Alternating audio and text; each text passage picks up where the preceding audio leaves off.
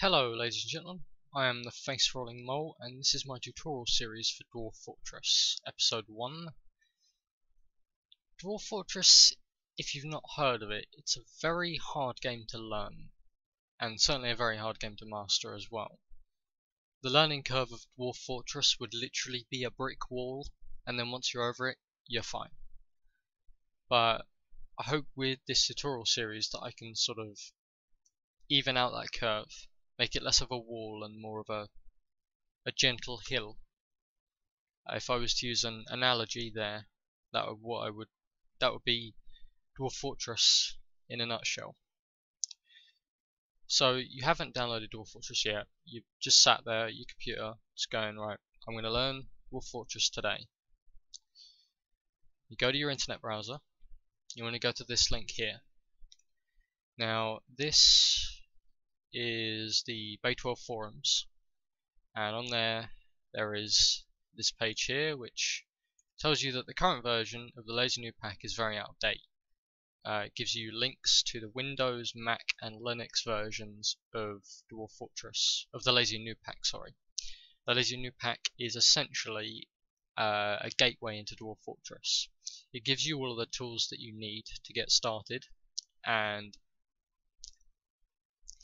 it gives you like graphics packs and stuff like that that make Dwarf Fortress a little bit easier to look at, as well as some handy tools that can help you do stuff in Dwarf Fortress that would probably take you about half an hour. So depending on your operating system, just follow the link and click download it here, and this will take you to the Dwarf Fortress file depot. And click the download now button and let that download at the bottom there or wherever it pops up. Just say OK, and you should get something that looks like this. Sorry.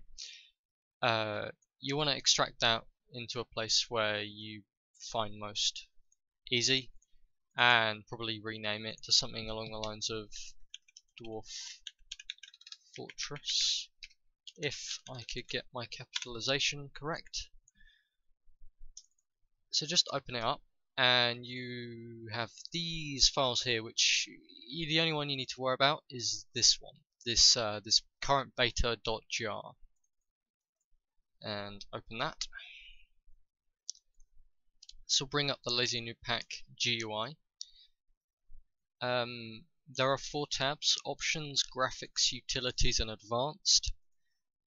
And the one you want to start with is Graphics, because if you change the graphics settings, it resets all of the settings in the Lazy Newb Pack, which is kind of annoying. I'm going to install the Iron Hand pack here, as you can see. Just click Install Graphics. It says your settings and graphics will be changed or whatever.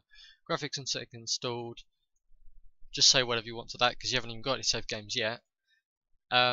Utilities, I'm going to turn sound sense off. I don't want to have any sounds be played or anything like that while I'm playing Dwarf Fortress, because all you want to hear is me telling you what to do.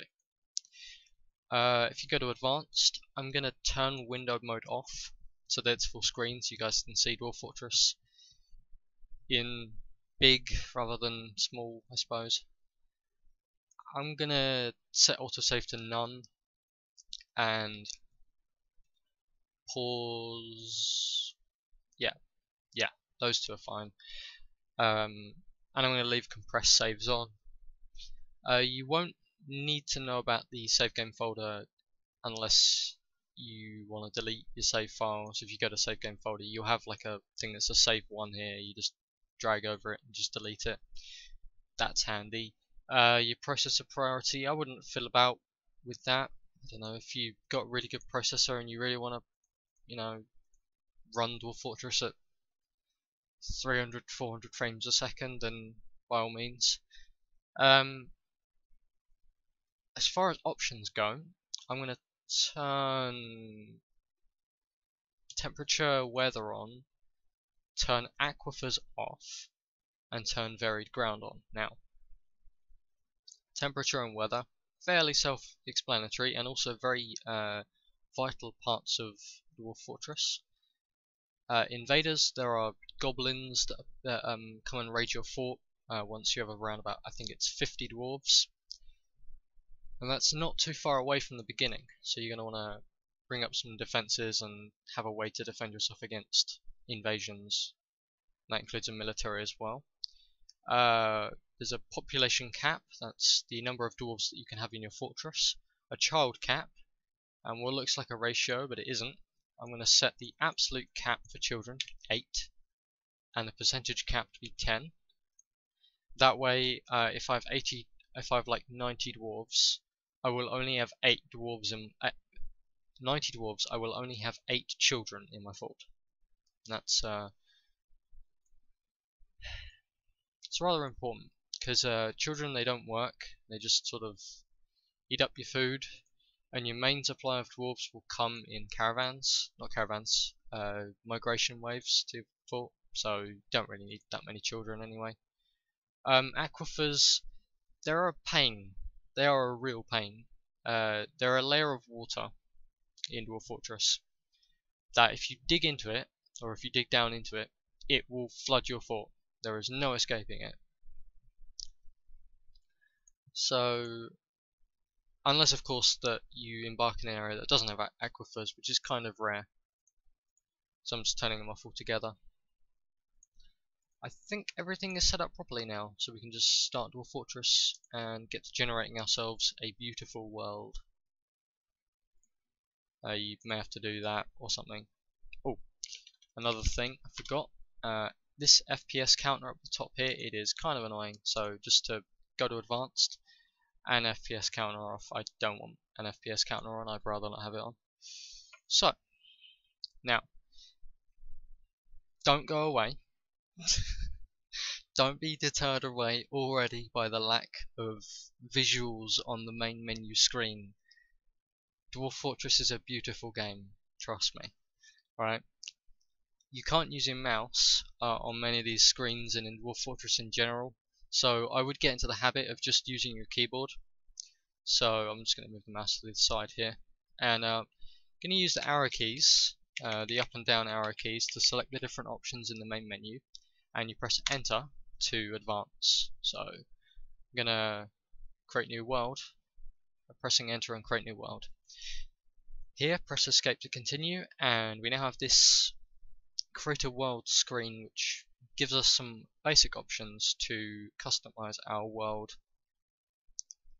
You can choose a variety of different world sizes, from 17 by 17 all the way up to 257 by 257 if you wish. But we're going to keep it medium. To change the options, by the way, you go the left and right arrow keys, and go up and down arrow keys to change the setting you want to change. As you can see on the side here, there's world size, history, number of civilizations, maximum number of sites, number of beasts, natural savagery, and mineral occurrence. And this is the length of, gives you a short sort of description. This controls the size of the world map, length of pre-generated history, distinct races and cultures, distinct places, large beasts more prevalent, world in general more difficult to settle, and have more minerals as well. So there's a variety of things you can change. I'm going to make history short, number of civilizations to be low, number of sites to be medium, number of beasts to be low, number of savagery, natural savagery to be low, and the mineral occurrence to be frequent. When you're ready, press Y, and then this will sort of do its thing. I guess I can explain what's going on here. On the right here, we have a map of the world, sort of in general as to what it looks like. As you can see currently here, we're generating the history for the world. I remember I set the history to be short, so maximum it can be 125, but I'm going to stop it shorter than that because I don't want it to be 125.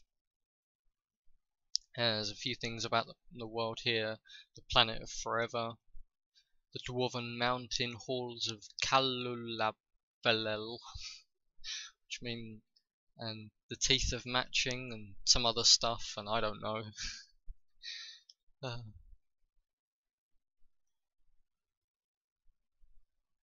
Oh yeah, I think that should be enough. So it takes a few years to sort of stop before.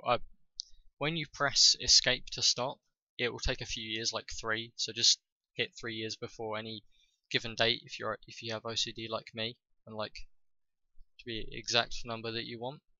So you can either press C to continue generating history, or press U to use the world as it currently exists. Or if you don't like the world, think it looks like a piece of crap, you can just press A to abort it completely and start from the beginning. But I'm going to press U because I like this world, it looks very nice. And I'm going to press accept or enter. You also have the option to abort here if you wish, if you have second thoughts.